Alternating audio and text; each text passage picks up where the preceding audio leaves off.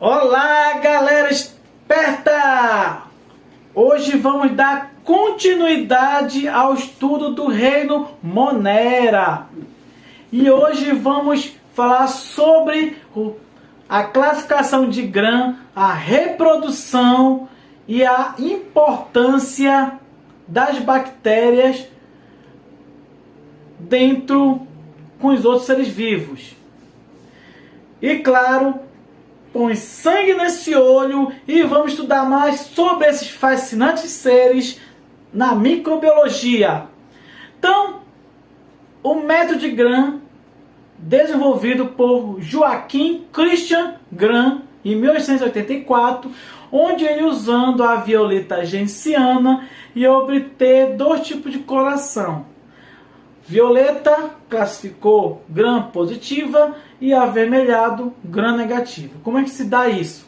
Então, as bactérias Gram positiva vai ter uma camada espessa na parede celular, que é o peptídeo glicano, onde o violeta genciana vai corar facilmente, e quando coloca o fixador, ele não vai sair na lavagem. E quando observar o microscópio de luz, você vai visualizar uma coloração violeta.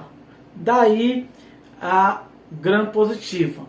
E já a Gram negativa, apareceu lá, vai ter uma camada de peptídeo glicano e uma outra de lipoproteínas, onde a violeta genciana não vai corar com facilidade, fixar, e a coloração vai ser avermelhada. Então, qual a diferença nesse processo? A importância dessa identificação e dessa classificação é que as Gram positivas, elas aceitam mais a penicilina e a Gram negativa não aceita. Ou seja, as Grams positivas, elas vão ser mais resistentes à penicilina, ou seja, ao antibiótico. Então, isso é muito importante para saber qual antibiótico também potente. Beleza, vamos que vamos! E claro, como qualquer ser vivo, como as bactérias se reproduzem? Qual é o principal mecanismo? Mecanismo de reprodução. E uma delas é a reprodução assexuada, o seu principal mecanismo. Assexuada por bipartição, também chamada de cisparidade ou cisão. Por isso que aquela música da equipe Bio fala: a cisão é o caminho, se reproduz sem deixa. Então, a bipartição, ela vai formar o que? Clones, cópias idênticas. Agora, é interessante que ela não é uma reprodução por mitose, como vocês aprendemos nas outras aulas de divisão celular. Então, a divisão binária, ou fissão, ou cisão, o DNA dela vai se duplicar. Depois, ela vai sofrer fissões na sua parede celular e se divide em duas bactérias idênticas. Essa tipo de divisão, ela vai ser muito rápida, deixar maior número de descendentes. Porém, qual é a desvantagem da reprodução assexuada? É que ela vai ter baixa variabilidade genética. Essa é a desvantagem da reprodução assexuada, mas é a principal forma de reprodução, que ela cresce de forma exponencial. Então a bactéria vai se reproduzindo exponencialmente. Então, ou seja, uma divide em duas, em 4, em 8, 16, 32, 64 e assim sucessivamente.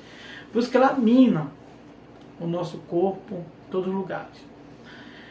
Claro, como é que a bactéria vai conseguir, Carvalhão, ter uma variabilidade genética? Aí vai ter os mecanismos intermediários de reprodução assexuada e sexuada. Apesar que alguns livros aceitam a conjugação como sexuada, mas ela vai aumentar a variabilidade genética, mas não aumenta o número de indivíduos. Então, vamos lá!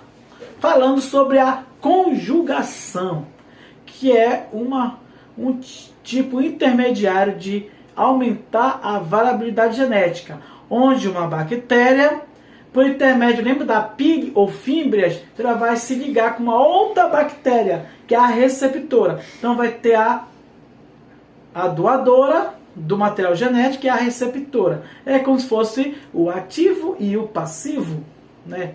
Então uma aqui doa e outra recebe.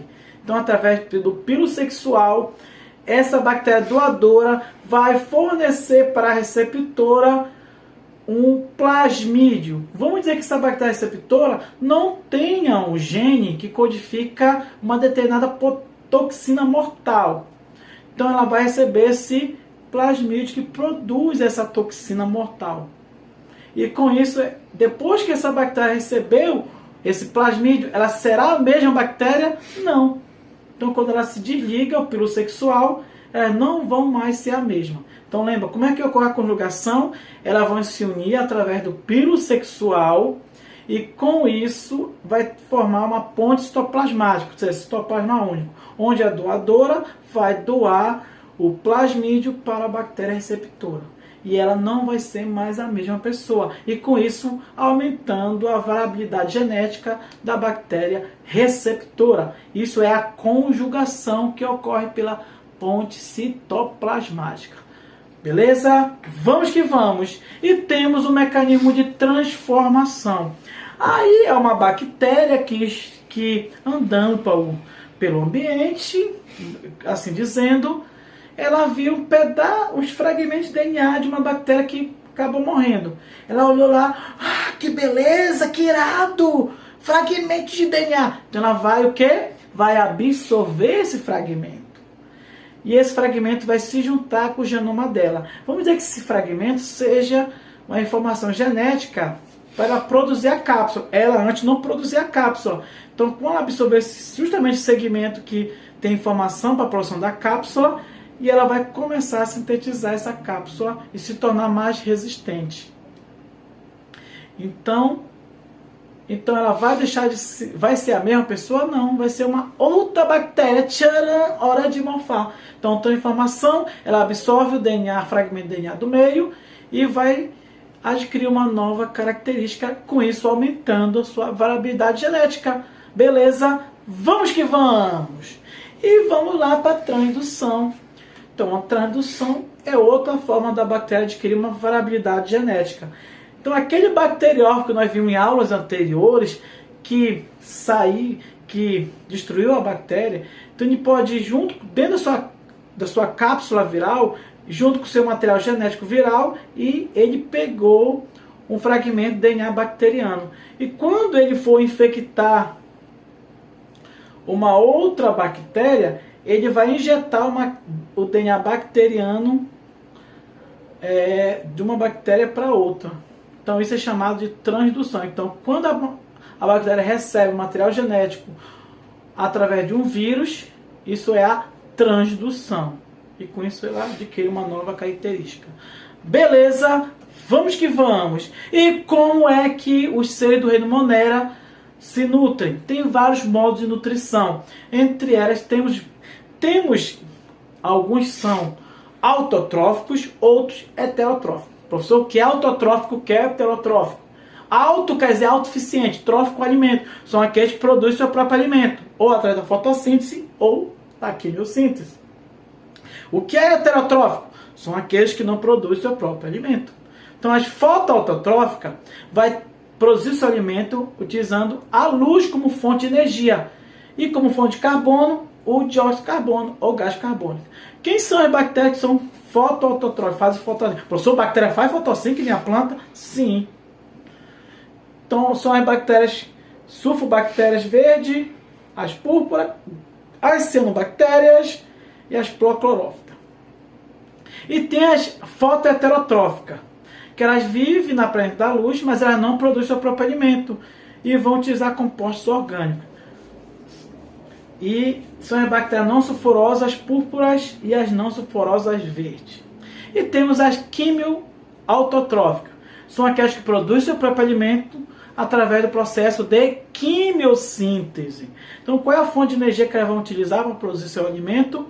São a energia oriunda dos elétrons dos compostos, ou seja, oriundo da oxidação da perda dos elétrons. E o fonte de carbono é o gás carbônico. São as bactérias do enxofre, do ferro, as bactérias nitrificantes, que ficam lá na raiz de leguminosas, e dentre outras. E as quimioheterotróficas, que vão utilizar também os elétrons e vão ocorrer a fermentação, que são as bactérias anaeróbias. Então, essas bactérias que fazem fermentação, que é a maioria delas, são aquelas bactérias sapróbias, que fazem a decomposição, e as bactérias parasitas, aquelas que causam doença. E muitos são utilizados em processos industriais. Beleza? Vamos que vamos, galera, e vamos para importância das bactérias. E elas são importantes na decomposição, são importantes dentro da medicina, porque algumas delas causam doenças, e os processos industriais, o ciclo do nitrogênio, e na engenharia genética e biotecnologia, onde as bactérias vão ser utilizadas como vetores para carregar gene de outros organismos. Beleza?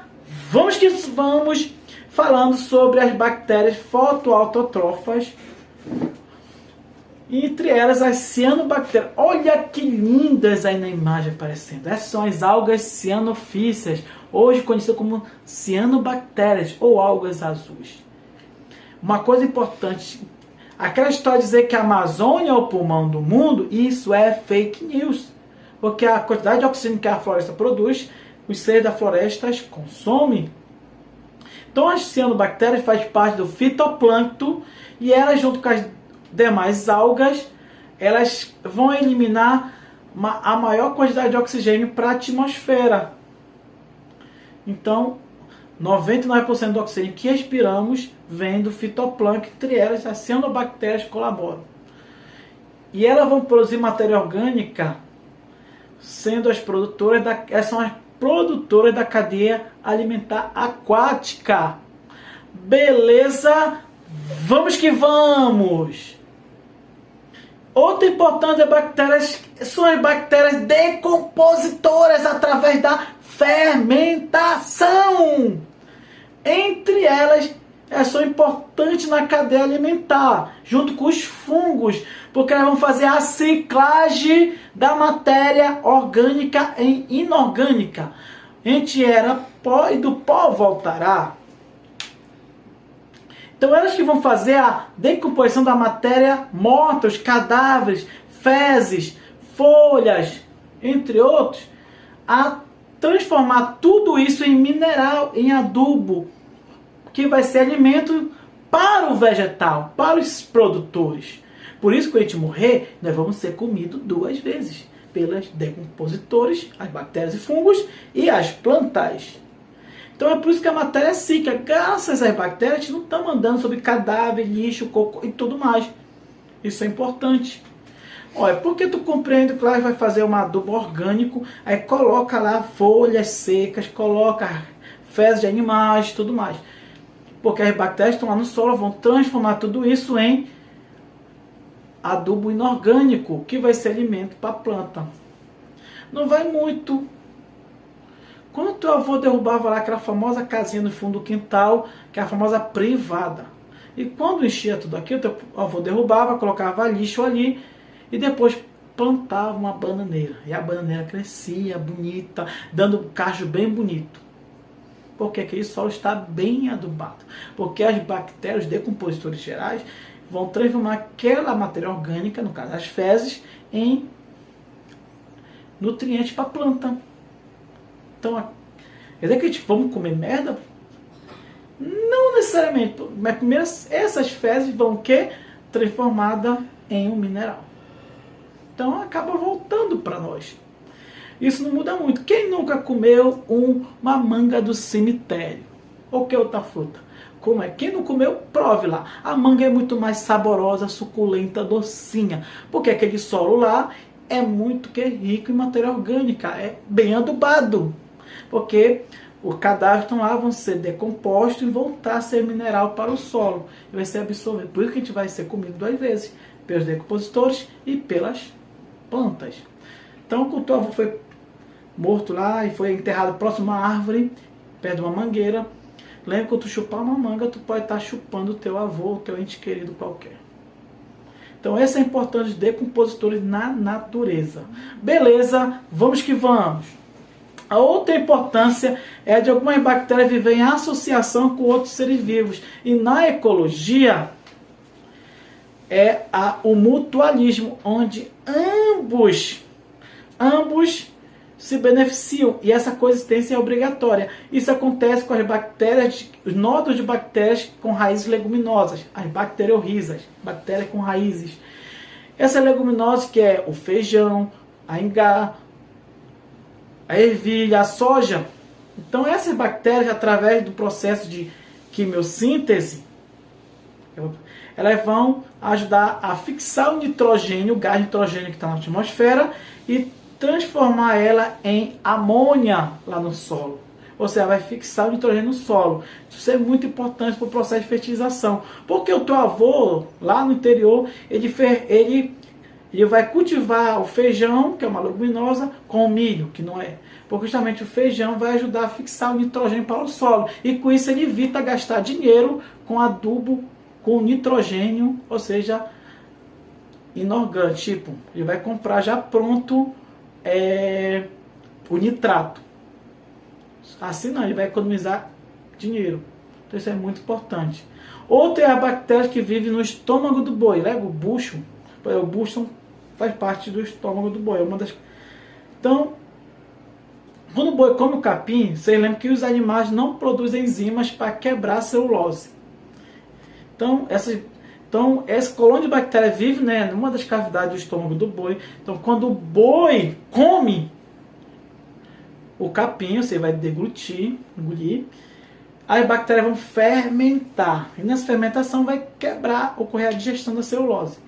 Esse alimento volta para a boca do boi e o boi vai o quê? Ruminar. Que ele volta, ele rumina. E depois engole. Então, todos os ruminantes são assim. Tá? Isso acontece também com as bactérias que moram na nossa flora intestinal. Então essas bactérias são bactérias do bem que produzem vitaminas para nós. Não tem algumas vitaminas do complexo B e a vitamina K. Beleza? Vamos que vamos! E quanto ao tipo de respiração, tem bactéria que sobrevive na presença ou na ausência desse oxigênio. Então muitas bactérias são aeróbias. Lembra que as aeróbias esse processo ocorre no mesossomo. Então ela vai produzir energia combinando a glicose com gás oxigênio. Mas não são todas. Outras são anaeróbias, obtendo energia sem a utilização do gás oxigênio. E muitas têm o que? São sensíveis ao oxigênio e morrem. Por que será que quando colocar oxigenado na ferida, começa a borbulhar? As bactérias anaeróbias que estão morrendo. Entre as anaeróbias estão as fermentadoras, que é um processo anaeróbio, que vai obter energia através da fermentação. E esse processo essas bactérias são muito importantes nas indústrias de laticínios, que vão fermentar o leite em coalhada, em iogurte, requeijão, queijo. Por isso que na música fala. Então, pela fermentação, obtamos a fermentação do leite, iogurte e a coalhada. Muito importante. São os lactobacilos. E algumas vão fermentar o álcool do vinho, transformando em vinagre. Cuidado! Existem bactérias fermentadoras dentro da nossa boca. Então, elas vão fermentar aquele açúcar que te come lá do doce, produzindo ácido, que vão corroer os dentes, causando as famosas cáries. Por isso que devemos escovar os dentes depois de cada refeição. Beleza? Esse é o recado que o Carvalhão tem para vocês. E com isso terminamos a aula de hoje. Próximas aulas vão falar da importância das bactérias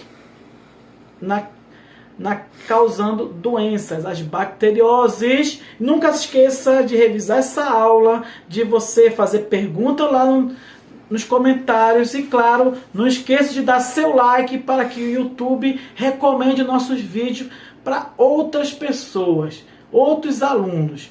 Beleza? Um beijão do Carvalhão!